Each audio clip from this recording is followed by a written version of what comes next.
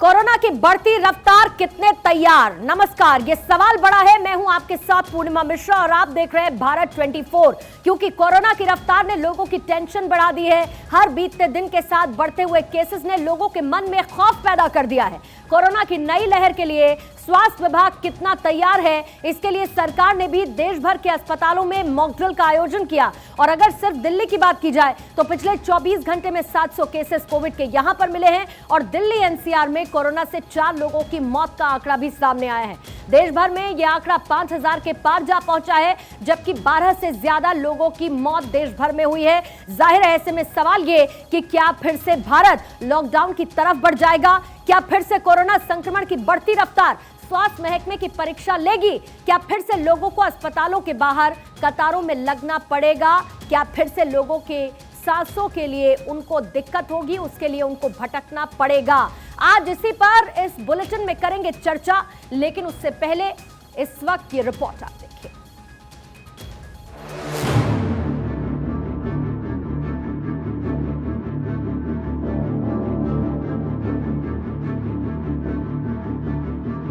देश में एक बार फिर से कोरोना का खतरा बढ़ता जा रहा है। सवाल है कि कोरोना की बढ़ती रफ्तार से निपटने के लिए देश कितना तैयार है। पिछले कुछ दिनों के कोरोना मरीजों की बढ़ती संख्या को देखकर स्वास्थ्य विभाग की चिंता बढ़ गई है। सवाल यह है कि क्या कोरोना संक्रमण के बढ़ते दायरे को कंट्रोल करने के लिए स्वास्थ्य विभाग तैयार है?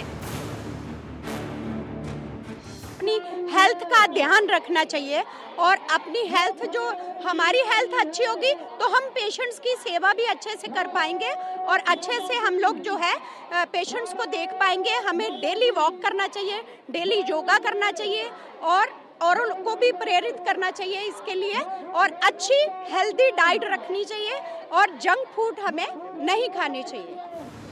ये बात सच है कि प्रशासन बढ़ते संक्रमण को देखते हुए सख्ती बरत रहा है, लोगों को सावधानी बरतने के निर्देश दे रहा है। लेकिन सवाल ये है कि कोरोना के नए वेरिएंट का इलाज क्या है?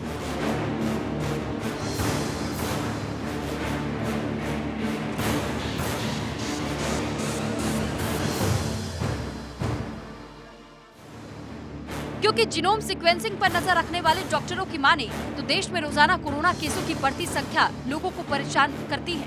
क्योंकि कोरोना के 38.2% नए केसों में 1.16% XBB वेरिएंट है।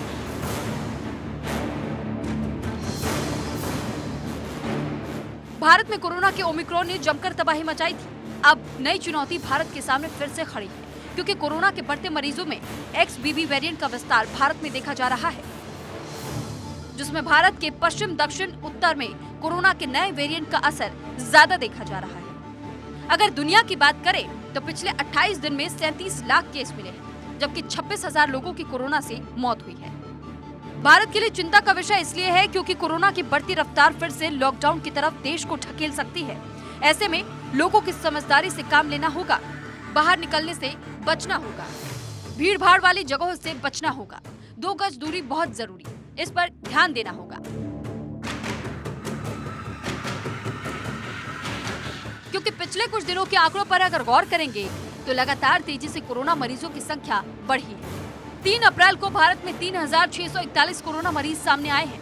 उसके बाद लगातार कोरोना मरीजों की संख्या में इजाफा देखने को मिला।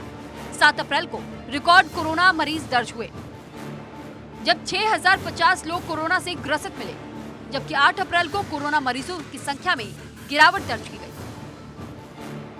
पिछले 24 घंटे में कोरोना के 5880 केस मिले। इतना ही नहीं, डेली पॉजिटिविटी रेट 6.91% हो गया है, यानी हर 100 टेस्ट में से करीब 7 की रिपोर्ट पॉजिटिव आ रही है। देश में वीकली पॉजिटिविटी रेट 3.67% हो गया है।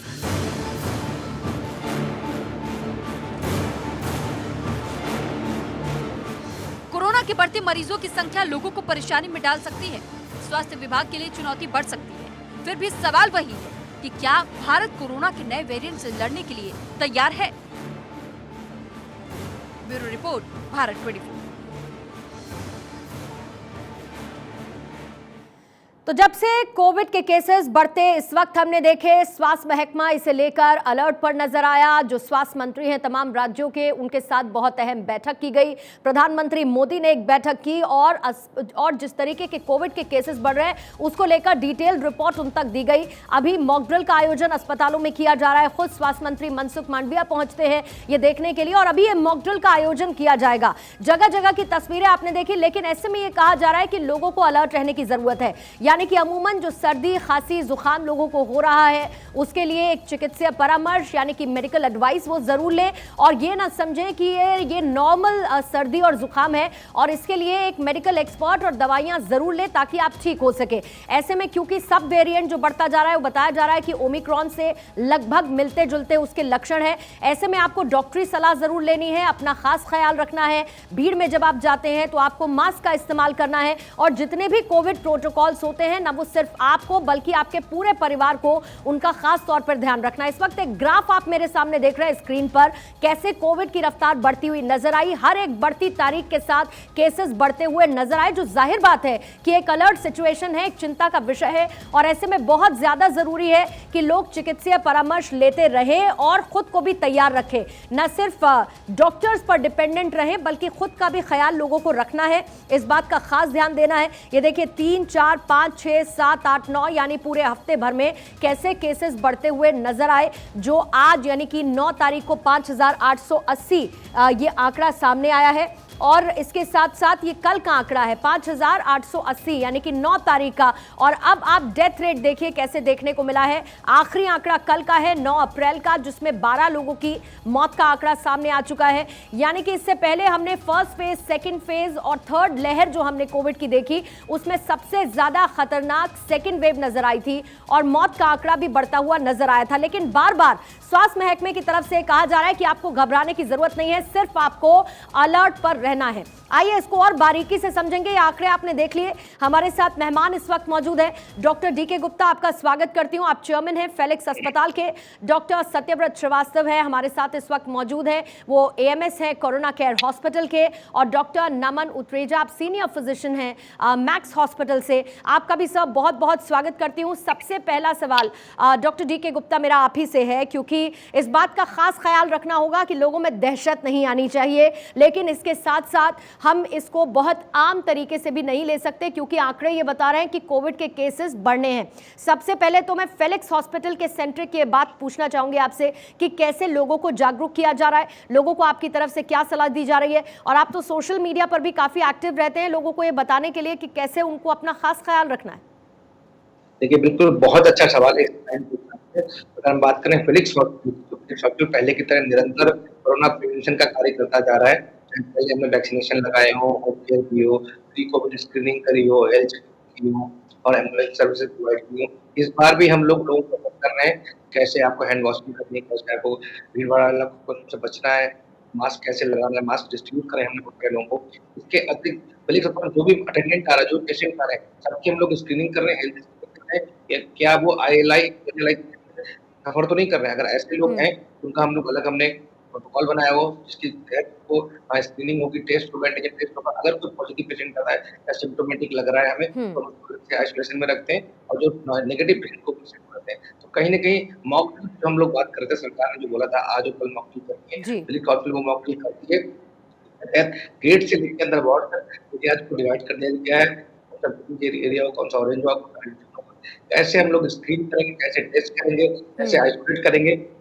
और फेलिक्स एक नॉन कोविड हॉस्पिटल है, तो हम लोग अगर कोई पॉजिटिव पेशेंट आता है तो उसको कोविड हॉस्पिटल में रेफर कर देते हैं, तो दैट हम नॉन थोड़ा सा डिटेल में डॉक्टर गुप्ता मैं आपसे चर्चा करूंगी और एक बार आपको रिकनेक्ट भी मैं करूंगी क्योंकि आपका ऑडियो बीच बीच में ब्रेक होता हुआ नजर आ रहा है। डॉक्टर सत्यव्रत श्रीवास्तव, क्योंकि आप तो कोविड केयर हॉस्पिटल से ही ताल्लुक रखते हैं, आप एएमएस है, ऐसे में कितना इम्पोर्टेंट कोविड केयर हॉस्पिटल्स की इस वक्त की जिम्मेदारी बनती है? क्योंकि हम ये देख रहे हैं कि इस वक्त हर व्यक्ति जुकाम, खांसी, हल्के बुखार से ग्रसित है और जो हमारा रेगुलर पैटर्न होता है कि हम खुद में डॉक्टर बन जाते हैं और दवाइयाँ ले लेते हैं, हमें लगता है हम ठीक हो जाएंगे।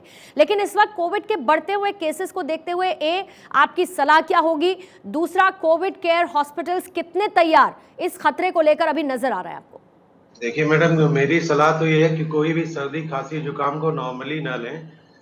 अगर आपको सर्दी खांसी जुकाम है तो उसको प्रॉपर ध्यान दें, और जो कोविड प्रोटोकॉल्स हैं, जो कोविड के social distancing, mask and hand sanitizing, उसको प्रॉपरली उसका उपयोग करें। दूसरा ये है कि being a Covid care hospital काफी पेशेंट के लोड आते हैं हमारे पास, अभी काफी नंबर ऑफ केसेस ग्रेजुअली बढ़ रहे हैं, जिसके लिए हमने इंफ्रास्ट्रक्चर वाइज बाकी मेडिसिन एंड डायग्नोस्टिक्स एवरीथिंग हम फुल्ली प्रिपेयर्ड है, बिकॉज हमने first wave, second wave, third wave almost बहुत अच्छी तरह काम किया कोविड केयर हॉस्पिटल के उसमें, तो हम उस हिसाब से पूरी तरह तैयार हैं। ठीक है, आपकी तरफ से तैयारी है। इसके साथ साथ एक बड़ा चैलेंज ये आता है कि लोगों को कैसे जागरूक किया जाए। डॉक्टर नमन उत्रेजा, बीच में हमने देखा कि प्रधानमंत्री जी ने भी एक बैठक की, उनकी बैठक के साथ साथ स्वास्थ्य महकमा ऑलरेडी अलर्ट पर नजर आ रहा है, अस्पताल कैसे तैयार है ये भी हम लगातार देख रहे हैं। लेकिन ऐसे में लोगों में अवेयरनेस आपको कितनी नजर आती है? क्या लोगों में कोविड को लेकर जो सीरियसनेस थी वो आपने बीतते समय के साथ कम होती देखी है, या लोग अलर्ट पर है? बूस्टर डोज को लेकर आपको कैसे लोगों की एक्टिविटी नजर आ रही है? क्या इस वक्त लोग दिख रहे हैं कि ज्यादा से ज्यादा वो बूस्टर डोज जिनकी नहीं अभी तक लगी है वो पहुंचे अस्पताल और बूस्टर डोज लगवाएं? जी डेफिनेटली। सबसे पहले मैं तो बताना चाहूँगा कि जैसा कि सर ने भी बताया, तो हमें अगर पैनिक नहीं होना तो हमें इसे लाइटली भी नहीं लेना है। जैसा कि हमने ग्राफ में देखा 5,880 केस लास्ट 24 घंटे के भीतर आए हैं। और जहाँ तक डोज का सवाल है, बूस्टर डोज का सवाल है, तो जागरूकता तो लोगों में अब लास्ट एक हफ्ते से हम देख रहे हैं हॉस्पिटल्स में वैक्सीनेशन की लाइन सब दोबारा स्टार्ट हो रही है। सो जैसा कि गवर्नमेंट मेड गाइडलाइंस है कोविड एप्रोप्रिएट बिहेवियर, तो हमें कुछ विशेष चीज़ों का ध्यान रखना है कि कुछ एक विशेष कैटेगरी के लोग हैं जिनको हमें अलर्ट रहना ज़रूरी है, जैसे कि हार्ट की disease, diabetes, blood pressure, liver cirrhosis, obesity. और अब 23 मार्च 2023 को सरकार की गाइडलाइंस में एक और कैटेगरी ऐड कर दी है जो कि अनवैक्सीनेटेड है। तो हमें कितना इम्पोर्टेंट है वैक्सीनेशन ये जरूरी समझना होगा। सिर्फ 2 डोज नहीं लेना है, बूस्टर भी लेना है। और बच्चों के लिए खास विशेषकर बात मैं कहना चाहूँगा, रनिंग नोज, कफ, कोल्ड, लाल आई मतलब रेड आई, कंजंक्टिवाइटिस, ये सब सिम्टम्स वाटरी मोशन के साथ देखे जा रहे हैं।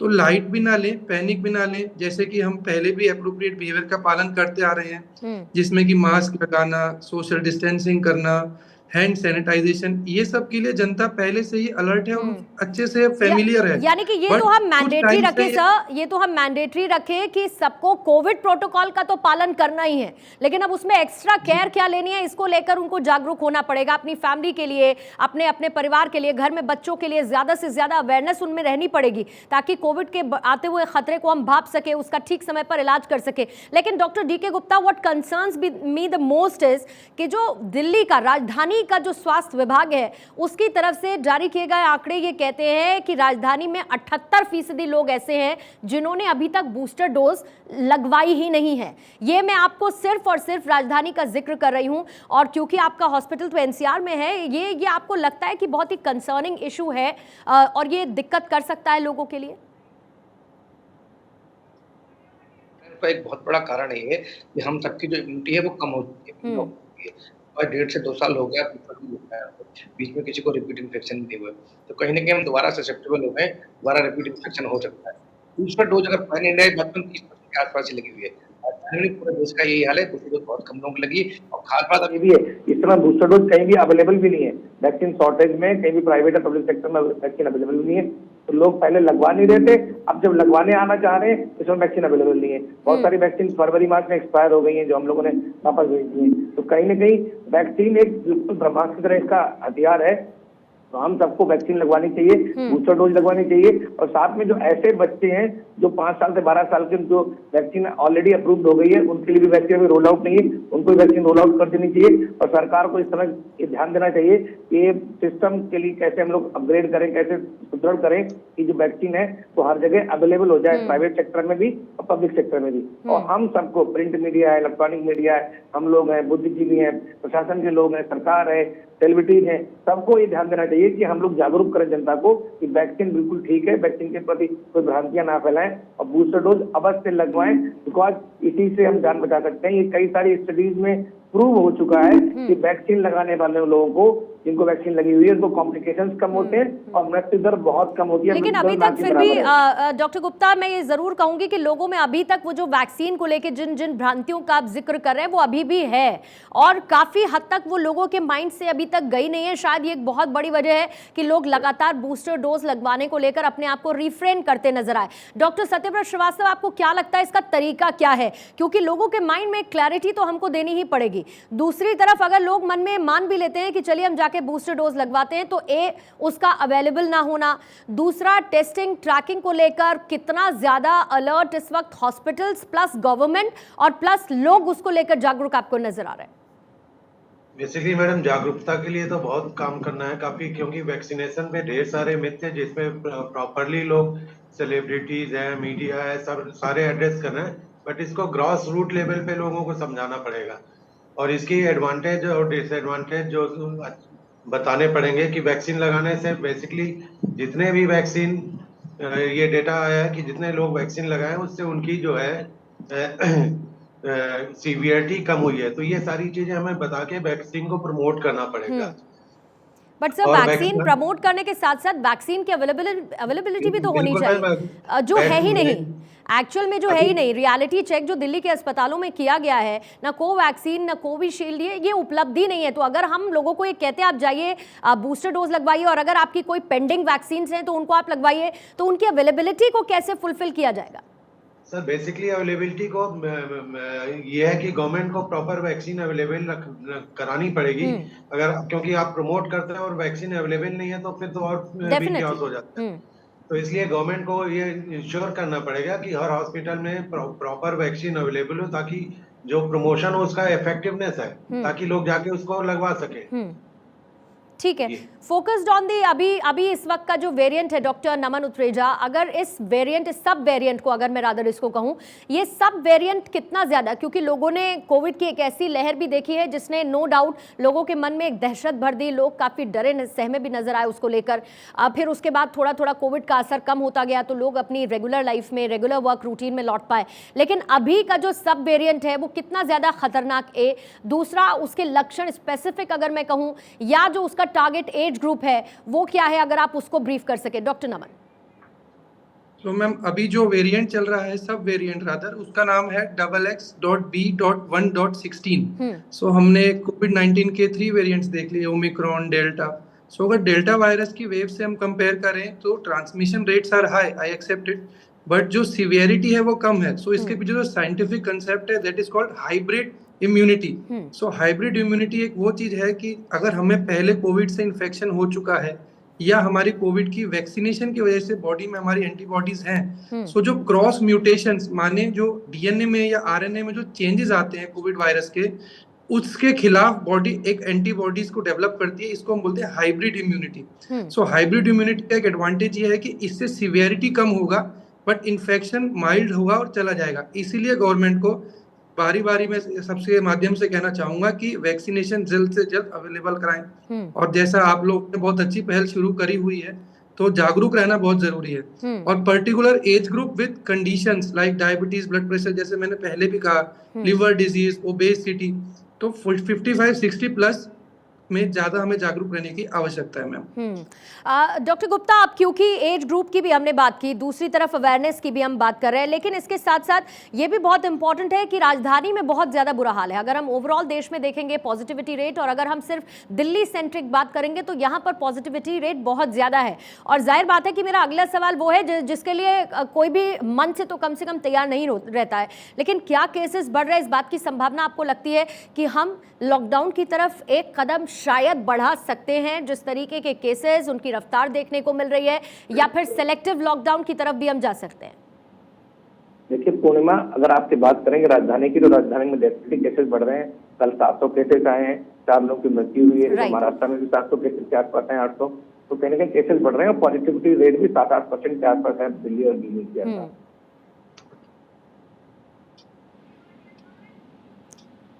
अब हमें क्या चाहिए, कोविड एप्रोप्रिएट पालन। बार बार को नहीं जाना है, हमको बार बार हाथ धोने हैं, अपने नाक मुंह आपको नहीं छूना है, कभी किसी भी सरफेस को छूते हैं तो उसके बाद हाथ धोने हैं। हाथ से छींकते समय हमें ध्यान रखना है। इसके अलावा आपको घर में अगर कोई सिम्टम्स हो रहे हैं कि जिसमें I like influenza like symptoms है, जिसमें खांसी है, जुकाम है, गले में दर्द है, फीवर है, बॉडी एक है, हेडेक है, तो ये कोविड हो सकता है। तो आप घर में अपना क्वारंटाइन करें, अपना टेस्ट कराएं, डॉक्टर से संपर्क करें। अगर टेस्ट की रिपोर्ट पॉजिटिव आती है तो ठीक।